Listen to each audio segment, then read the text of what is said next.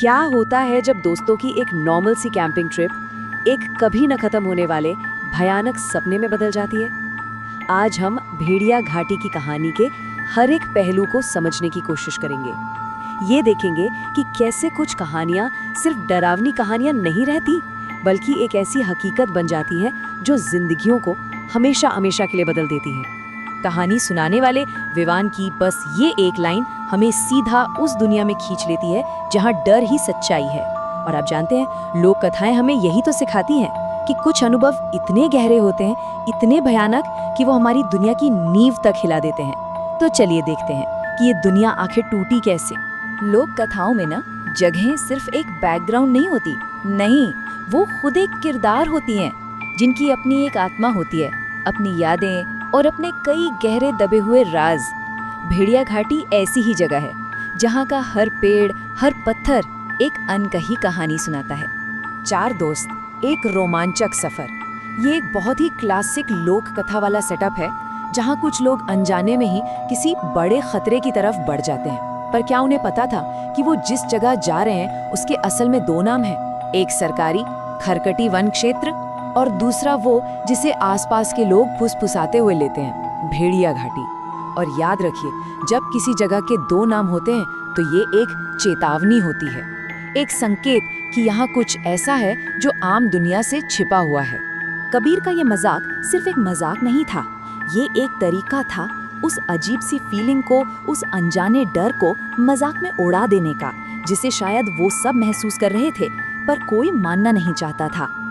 लोक कथाओं में किरदार अक्सर ऐसी ही चेतावनियों को नजरअंदाज कर देते हैं और अक्सर यही उनकी सबसे बड़ी और आखिरी भूल बन जाती है। तो डर से उनकी पहली मुलाकात कैसे होती है? लोक कथाओं में ये बहुत दिलचस्प होता है। डर कभी भी एकदम से सामने नहीं आता, वो धीरे धीरे आता है, परत दर परत खुलता है और हर एक परत के साथ वो और भी ज्यादा गहरा और भयानक होता जाता है। ये देखिए, ये डर का एक पूरा पैटर्न है।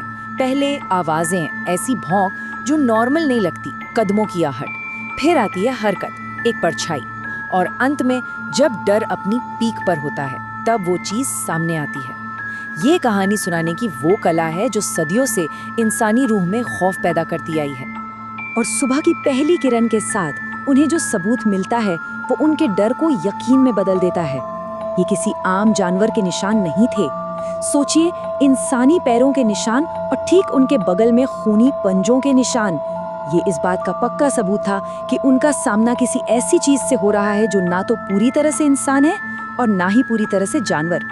ये संदेश, ये सिर्फ एक धमकी नहीं थी, ये एक ऐलान था, एक खूनी खेल का ऐलान जिसमें नियम बनाने वाला वो था और ये दोस्त सिर्फ मोहरें। बस इसी एक पल में वो समझ गए कि वो किसी जंगली जानवर से नहीं, बल्कि एक शैतानी सोचने समझने वाले दिमाग से लड़ रहे थे। और जैसा कि अक्सर ऐसी कहानियों में होता है, जब सारे रास्ते बंद हो जाते हैं तो अतीत का एक दरवाजा खुलता है, किसी पुरानी डायरी या किताब की शक्ल में। ये सिर्फ एक किताब नहीं होती, ये अतीत की एक आवाज होती है। ये उम्मीद की किरण भी हो सकती है या फिर एक और बड़े खतरे का दरवाजा। ये टाइमलाइन हमें बताती है कि ये कोई एक रात की घटना नहीं थी, ये तो एक चक्र था जो सालों से चल रहा था।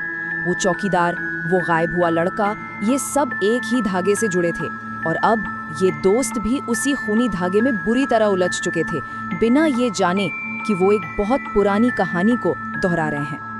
हर राक्षस के पीछे एक कहानी होती है ना? अक्सर धोखे की, टूटे हुए दिल की और एक ऐसे श्राप की जो उसे हर पूर्णिमा को इंसान से जानवर बना देता है।